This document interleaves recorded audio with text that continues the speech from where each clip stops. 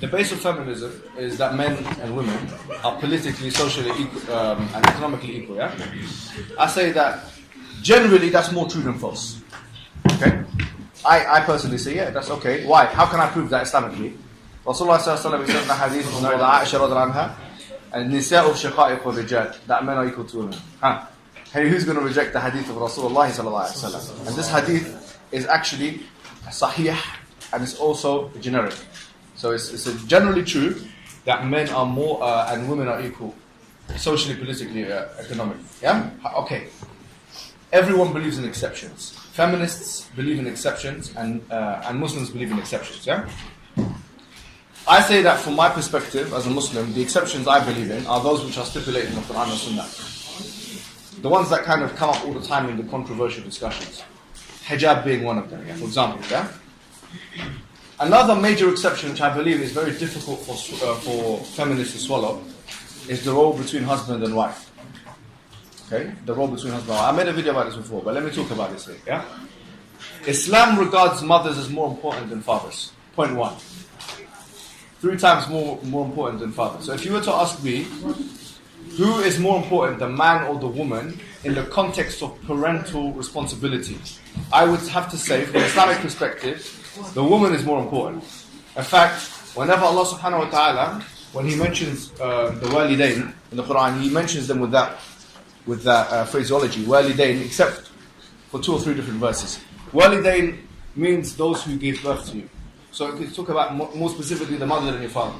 وَبِالْوَالِدَيْنِ إِحْسَانًا, yeah? So say, with both of your parents, be good to both of your parents. But it's emphasizing the mother more than the father. So if the mother is more important than a man, in the context of a familial relationship, like in the family, and we have equal rights, that would mean that mothers are more overall, generally more important than men. Why? Because if you think about, if husband and wife are 50-50, and mother and father, then the woman is 75 and the man's 25, then if you add up the aggregate, then you'd have more for the woman than you would have for the man. In which case, we would say that wouldn't be equality, would it? Right? So in order for there to be equality, Allah subhanahu wa ta'ala has allowed for certain rules, certain things to be given to men, that not to be given to women. In the context of husband-wife relationship, one of those things is qawama. Qawama, الرجال قوامون على النساء, men are maintainers and protectors of women. This qawama entails one specific thing. If there is gridlock between the man and the woman in a relationship, a husband and wife, and there is no way of finding a resolution, then, and also the man doesn't transgress the woman's rights, her fundamental rights, Islamic rights, and he doesn't tell her to do something which is anti-Islamic, then it's the man's opinion which goes. Now this, I believe, if you believe in this, which is actually something you must believe in as a Muslim, and there's lots of ahadith that basically put this to practice, so many that it becomes kufr akbar if you disbelieve it. You become a disbeliever if you disbelieve this particular tenet. If you believe in that, you've kind of come out of feminism, because feminism also dictates an equality in the domestic relationships between husband and wife. We say no, there is no equality there. Why? Because the mother has more superiority than the father, and the husband has more superiority than the wife. And if people don't accept that, then they have rejected Islam. So from that angle, it's easy for someone, so this is a really important point, yeah? I believe that you cannot be faithful to both traditions. If you understand the traditions properly, you can't be faithful to the Islamic tradition whilst at the same time being faithful to feminism. For that reason. But generally though, I would say there's like a Venn diagram. It's not black and white, and there's lots of overlap in between.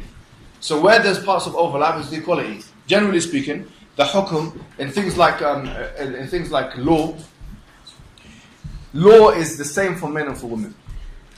In things like spirituality, it's the same for men and for women. إِنَّ اللَّهَ لَا يُضِيعُ عَمَلَ عَامِلٍ مِنْكُم مِّن ذَكَرٍ أَوْ أُنثَىٰ بَعْضُكُم مِّن بَعْضٍ. Allah subhanahu wa ta'ala doesn't let to waste any of the good from any of you if you're male or female, and both of you are from each other. So the question is, how comes Islam allows the man to be more superior as a husband? Because he is, let's be honest, there is a degree of superiority there. In the case of divorce, for example, he can easily divorce more easier than the wife. The wife can divorce, but the man can divorce more easy.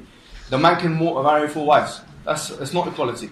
Actually, that's not equality. You can't argue that's equality.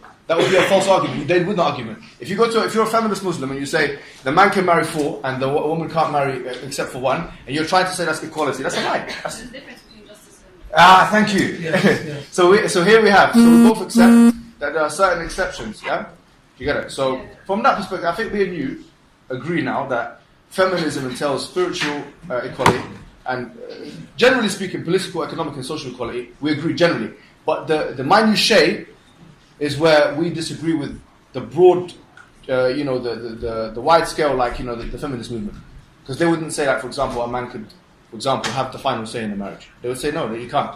Why should he? It should be complete equality. You get it? We say no. You don't even implement that in your parliaments. You don't. You have first past the post system, which, by the way, first past the post system is the least democratic system, and this is a bit technical. But they could have had AV. They could have had proportional representation. Do you know why they've chosen for first past the post? Knowing that it's less democratic, because they want a decision maker. Even if democracy is sacrificed, they don't mind having a decision maker there. They don't mind it. Why? Because they know that when you have a situation of gridlock and you don't have any decision being made, that creates confusion. That creates no movement forward. And as Muslims, we say to them, okay, if you allow that in your parliaments, why don't you allow if you allow that on a macro level, why not allow that on a micro level? Yeah? If it works on a macro level and it works on that level, then why not micro? It should be the same logic, but then you'd have the question of who should have who should be the one, because it's a perfect democracy, man and woman, who should be the one to break the gridlock? We say the man. Why? Because the woman has already a higher influential power with the kids, and this is a big thing I did in my uni about what is a greater power, the power to, as Robert Dahl says, to get A to do something that B wouldn't otherwise want to do, or as Backracks and Barretts and Michael Foucault and others say, no, actually, it's the power to influence. The power is everywhere. And if it's the power to influence, okay, women have power in so much as that they're mothers. They have more power than men. So how could we counteract that power? We have to counteract it by putting something in the law. Because if you don't, you're going to have transgressions of power. You're going to have women getting kids to turn against their fathers because they have more control over them, and the father can't do anything to counteract that. You don't even have that in the American Constitution. You have checks and balances in the American Constitution, such that the executive branch checks the executive branch, checks the legislature, and they all check each other. Now, if you eradicate that, and you say, no, the woman and man should have the same decision-making capability in all cases, then what you're doing is you're eradicating the checks and balances that should exist in order for a functional system to take place. So from that angle, we say we have the solution. This is their problem, and they don't have the solution. Look at just go home today and look at the divorce rates from 1960 to 2017 today. You'll realize that the divorce is going up and up and up. Why? Because disagreements happen within marriages. It's one of the main reasons sociologists talk about, and they don't have any solution. How do you resolve? I want this, I want that. How are you going to resolve it? We say, let the man finish it off. Just as we would say, this, for example, the kids, they have a decision to make. Who should I be better to? Who should I give more time and energy to? Mother or father? Let them have an affinity to the mother. That way, there's a pure equality which manifests itself in a different way. You see what I mean? Okay.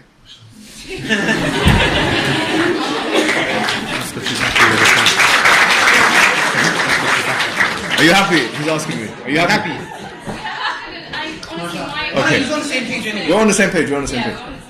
Alhamdulillah. Yeah. And any questions out loud? Yes,